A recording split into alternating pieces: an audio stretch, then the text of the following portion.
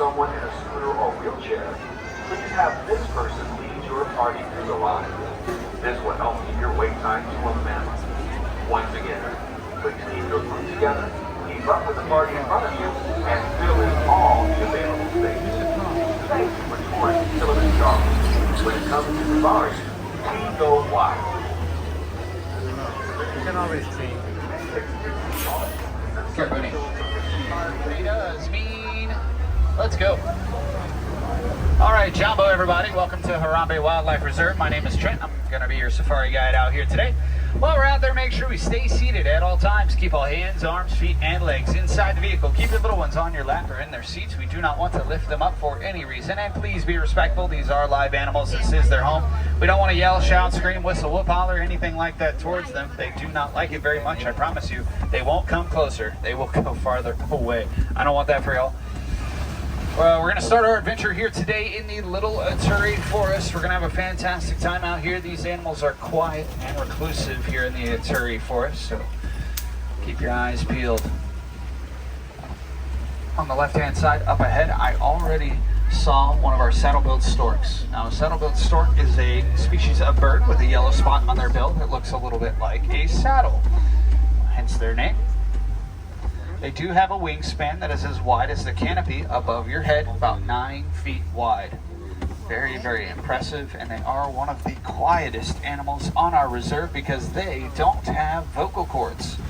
And saddle-billed stork will actually click their bill together, kind of a Morse code almost, for their own species, which is really interesting.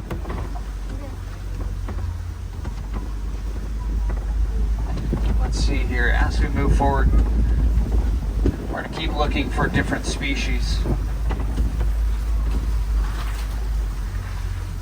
We have some bongos and greater kudu coming up ahead on our right-hand side. Now, bongos are the burnt orange ones. All of them will have horns, both male and female. They are known as the ghosts of the forest. While greater kudu, only the males will have horns, and they are tan, and I actually don't see any greater kudu. They're usually hanging out with bongos. So keep your eyes peeled. Let me know if you see a...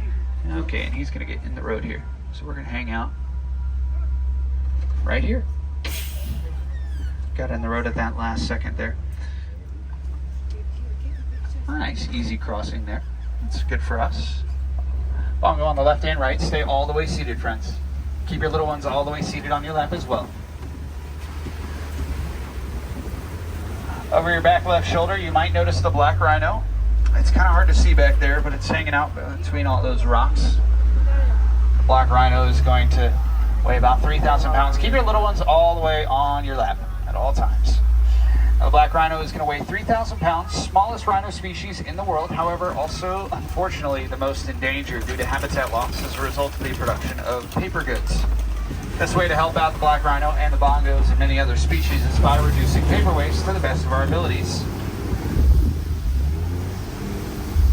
All right, now let's get on moving here and make our way into the Safi River. Might notice the pink-backed pelicans to your right-hand side. Pink-backed pelicans are those white birds. They have a pink back during springtime that allows them to attract a mate. They can be found in colonies of up to 500 pairs at a time. This pink-backed pelicans, they mate for life. Also going to keep our eyes on the murky water to our left. Now, it's very calm, so they might be sleeping. The Nile hippopotamus will dwell in these areas. However, they are nocturnal, holding their breath for up to 8 minutes at a time and actually sleeping under the water because they do not have to wake up to take a new breath. That water's too murky for us to be able to tell. It might be at the very bottom of the river. I'll tell you where you can find some more hippos later on, though, since we are not getting a great view of them today. On our left-hand side, Nile crocodile. Nile crocodile are going to grow to be about 16 feet in length. They have very powerful jaws that they use to snap bone, but they also use those jaws to carry around their young in their mouth. They can be really good parents,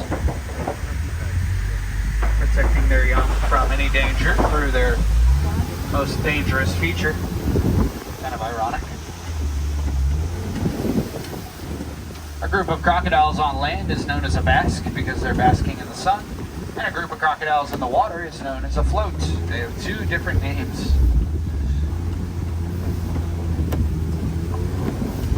Up ahead on the right-hand side, you're going to see a baobab tree. Baobab trees are nicknamed the trees of life. They store thousands of gallons of water inside of their trunks. Animals that have sharp tusks and horns can pierce the trunk of that baobab tree to get the water they need during dry seasons or droughts. A baobab tree, on average, will hold around 30,000 gallons of water.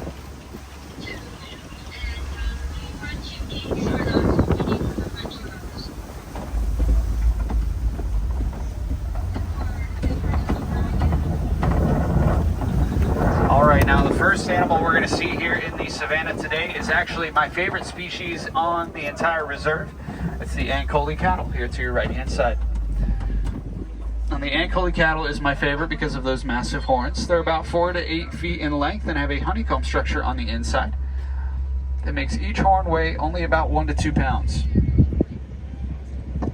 Now, those horns are also connected to their sinus system, which means whenever an Ankole cow gets sick, they'll tilt their head to their side and drain excess mucus from their face into their horns. It's disgusting, but it's also very helpful. They're able to alleviate sinus pressure, get rid of headaches. There's also a Maasai giraffe out to your right-hand side. It's kind of hard to miss the Maasai giraffe. I'm going to talk about it in just a moment because we're going to see more of those giraffe. On our left, though, we are not going to see more of these animals, and these are the painted dogs. Now, the African painted dogs are hiding behind this log here and in the den up ahead. And they are the most successful hunters in all of Africa, more successful than hyenas, lions, cheetahs, really any of them. They have a 90% success rate when it comes to their hunts, and they're actually the most successful pack predators in the entire world. They're more successful with their hunts than wolves are. They will chase their prey for hours and hours on end until they collapse from exhaustion. They have incredible endurance. Out there to your left, that's the sable antelope. Sable antelope has incredibly sharp horns that protect their back from attacks from the rear. Also an incredibly fierce species. They're actually one of the only antelope species that will not run from their predators, but will instead drop to their knees and fight with those very sharp horns, protecting each other from danger. The Maasai giraffe to our right-hand side is going to be pretty awesome. They are the tallest land animals on the planet, standing 16 to 20 feet tall. They do have a tongue that is 18 inches long. It is a dark color in order to avoid sunburns so that they do not get sunburned, because Maasai giraffe have 4 stomachs. Yeah, they have 4 stomachs. They're constantly feeding. If they had a pink tongue, it would be red by the end of the day.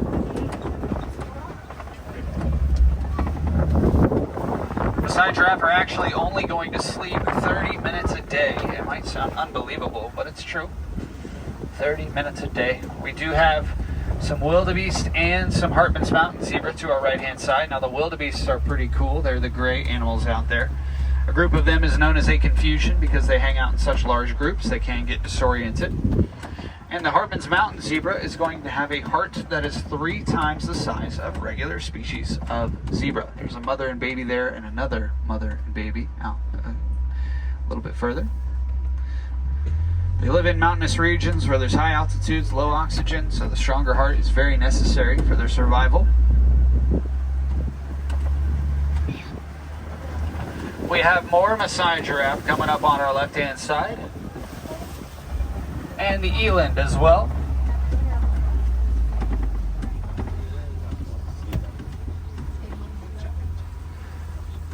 A group of giraffe is known as a tower. A group of giraffe that's afraid is known as a tower of terror. We do have a giraffe coming right towards us here. It looks like they're going to go left.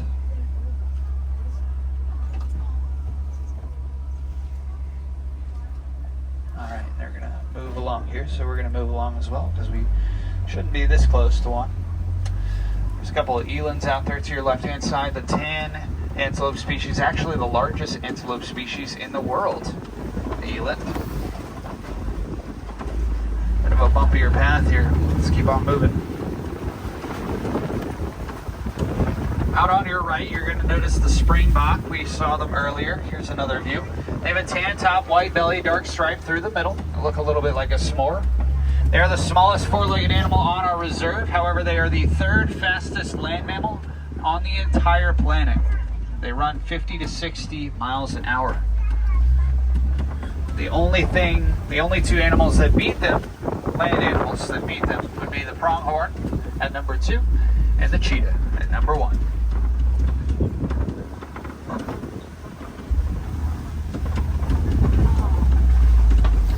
Springbuck are technically marsupials. They do have a pouch underneath their belly, but they don't carry around their young in their pouch. It's only the males that have the pouch. It produces a honey-like scent that attracts a mate, so it's kind of like cologne.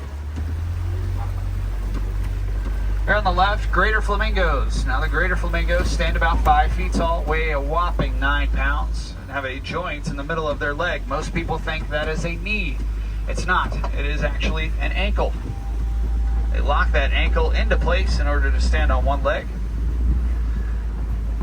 Flamingos look a lot more interesting when you think of that ankle down as the entire foot instead of the knee.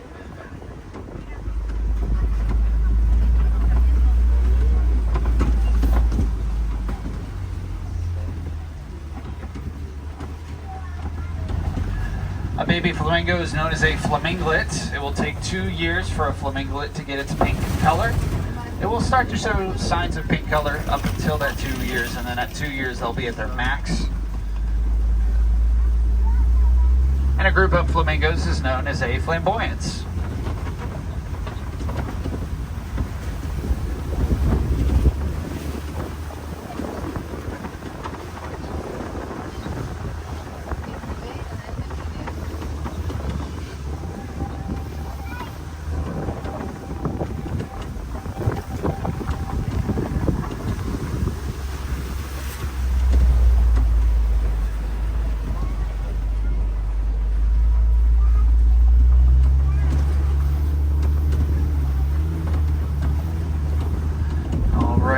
Now here in the eastern Savannah, it looks like there's actually a cheetah up ahead on the left.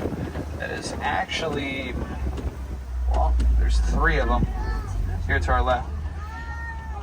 Alright, so there's one right here, kind of driver's side angled, sitting up. And then there's one to our left, over the fallen log. And there's one behind us, kind of over our back of our shoulder. The cheetah are the fastest land animals on the planet, running around 70 miles an hour in under 3 seconds. We don't usually get a view that good, but it's overcast today, which really helps us out as their camouflage is much better in the sunshine and they become much more difficult to see.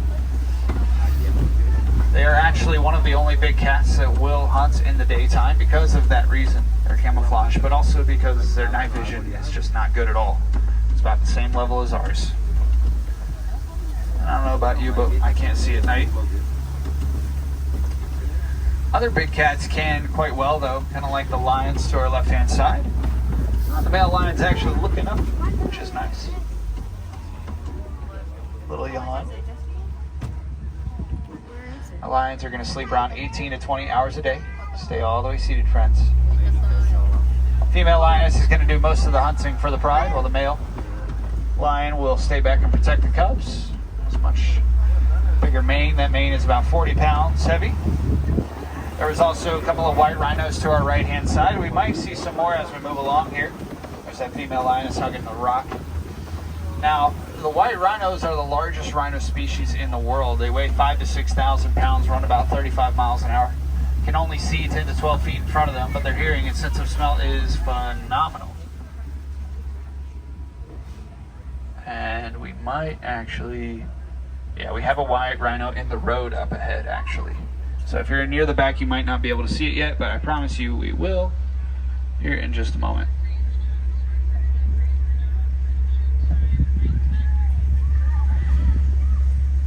On the left-hand side, you can see the warthogs.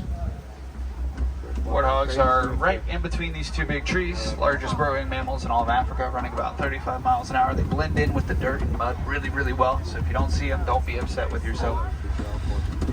There's the baby rhino right there on the right, and the mother is going to be up ahead on the right-hand side. We're going to pass by nice and slow because they can't see us too well, but they can hear us really, really well.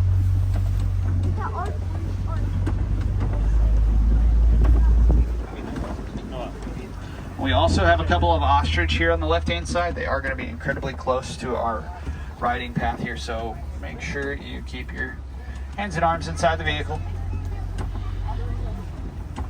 Ostrich are the fastest two-legged animals on the planet, running 40 miles an hour. These are females, as they do have gray and brown feathers, while males will have black and white feathers.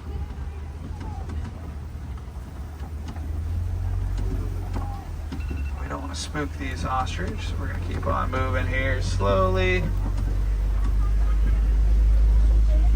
Alrighty. Good job, everybody. We're going to keep on moving. Make our way into the Magadi Glen.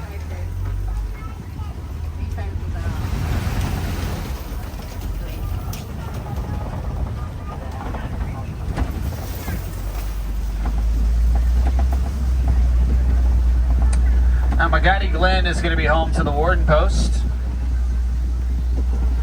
And at the Warden post, you're going to see the Nigerian dwarf goats. They're having a bit of a roof party. I guess they didn't invite me, but that's okay.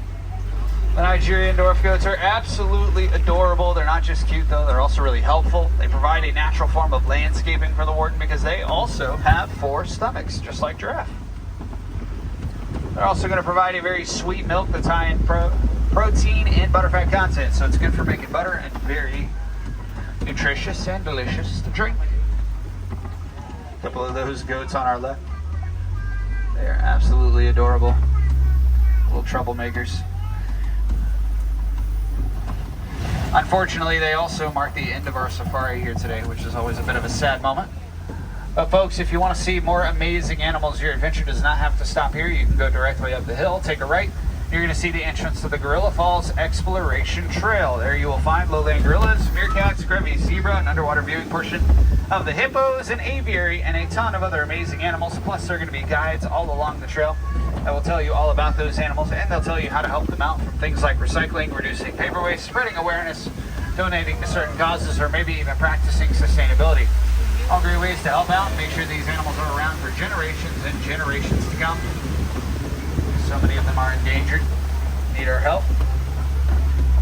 My friends, if you have any questions about these animals here today, or the conservation of them, the reserve, really anything, please feel free to head on up to any one of my friends in khaki, as all of them are trained safari guides and would love to help you out any way that we can, help you learn more about these animals.